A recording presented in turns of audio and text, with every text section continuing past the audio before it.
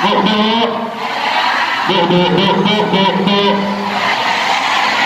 bu. Ada di zaman Syekh Ibnu Hajar Asqalani, ada orang berangkat haji, orang kaya. Dijelaskan dalam kitab As-Sahih Ibad, dia berangkat haji bawa duit banyak. Karena khawatir duitnya hilang dicuri orang, dia cari di kota Mekah penitipan uang. Di zaman Nabi belum ada BSI, Pak, belum ada BNI, BCA, nggak ada. Ini orang yang berangkat haji, dia bilang, wahai fulan, adakah di kota Mekah ini orang yang mau menitipkan harta dan dia amanah? Kata orang di kota Mekah, ada orangnya di sana, dia amanah, dia orangnya soleh, dia orangnya ahli ibadah dan dapat dipercaya. Dia keren orang itu. Berapa uang yang dititipkan? Uang yang dititipkan 10.000 dinar. Dititipin sama orang itu, lalu dia melaksanakan ibadah haji selama 12 hari. Haji sebentar sebetulnya, ya bahagia. Yang lama kita kan ziarah ke sana ke sini. Selesai melakukan ibadah haji, orang kaya tadi balik lagi kepada orang yang tadi dititipkan uangnya. Ternyata yang keluar di rumahnya ketika dia memberikan salam, orang yang tadi nggak keluar. Assalamualaikum, waalaikumsalam. Kaget nih orang kaya tadi, orang yang di rumah ini kemana? Ternyata yang keluar anaknya. Wahai fulan, kemana orang yang saya titipkan harta saya? Jumlahnya 10.000 dinar. Apa kata anak muda? Itu bapak saya. Bapak saya sudah meninggal dunia 2 hari yang lalu. Bapak saya tidak berwasiat menyimpan uangmu. Bapak saya tidak bercerita kalau ada orang memberikan harta kepada bapaknya. Jadi nggak tahu anak itu. Akhirnya panik orang ini. Tujuan hartanya ada, malah jadi hilang. Takut dicuri, dititipin, malah nggak jelas adanya di mana. Akhirnya orang kaya ini cari orang yang mengerti agama. Dia datang kepada mufti yang ada di kota Mekah. Kalau bahasa kita syahid, kalau kita kiai, dia tanya, Syekh, saya sedang ada masalah. Saya berangkat haji, uang saya titipkan seseorang. Tapi sekarang orang itu telah meninggal dunia dan anaknya nggak tahu dan dia tidak diwasiatkan taruh harta itu di mana. Apa kata mufti yang ada di kota Mekah? Wahai fulan, nggak usah khawatir, hartamu pasti nggak akan hilang.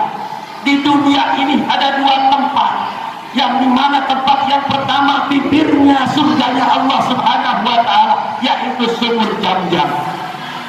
Yang satu lagi bibirnya neraka Allah Subhanahu wa Ta'ala, itu ada di kota Yaman, namanya sumur Burhut.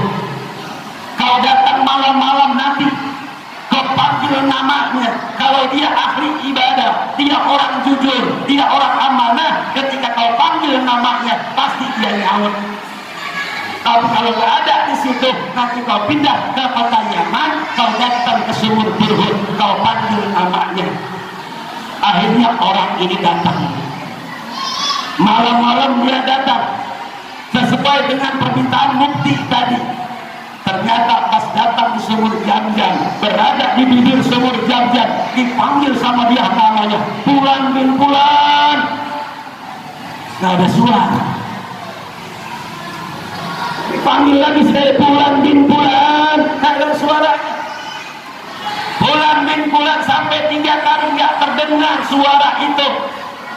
Orang kaya tadi bingung, katanya orang alim, orang jujur, orang amanah, kenapa ruhnya nggak ada di sumur Jam-Jam? Berarti rohnya ada di sumur Burhut di kota Yaman. Besoknya dia berangkat lagi ke kota Yaman. Dia panggil malam hari, Fulan bin Fulan, Fulan bin Fulan. Baru sekali dipanggil saja udah terdengar suara. Apa yang terjadi?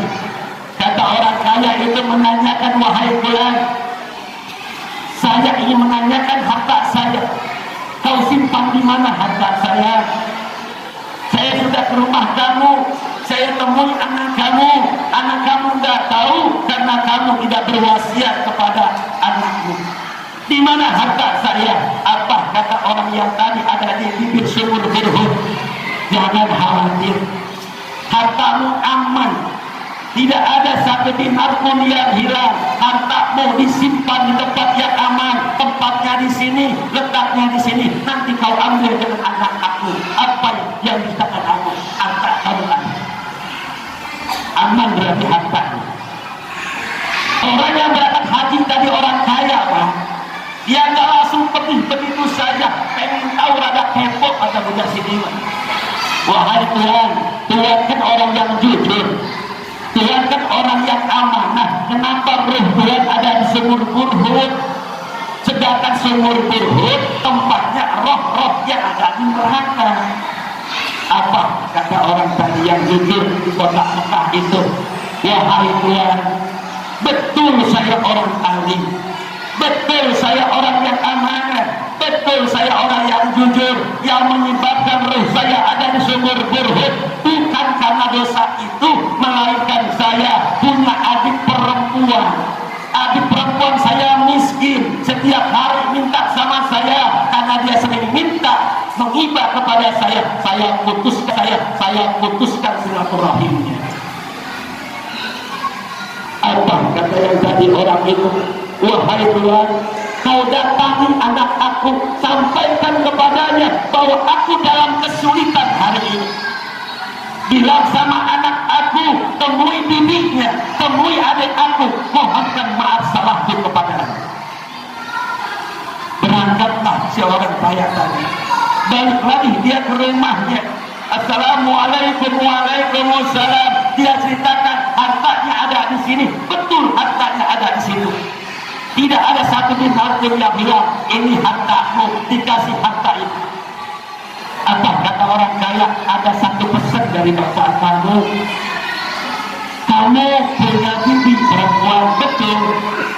Bapakmu punya adik perempuan, betul. Kau temui adik bapakmu, kau temuin bibimu, mohon maafkan untuk ayahmu. Ayahmu sedang kesulitan. Sebab apa? Sebab putuskan silaturahim kepada adikmu. Datanglah anak ini ke rumahnya, dia mintakan maaf untuk bapaknya. Adik perempuan nangis sejadi-jadinya, Bu.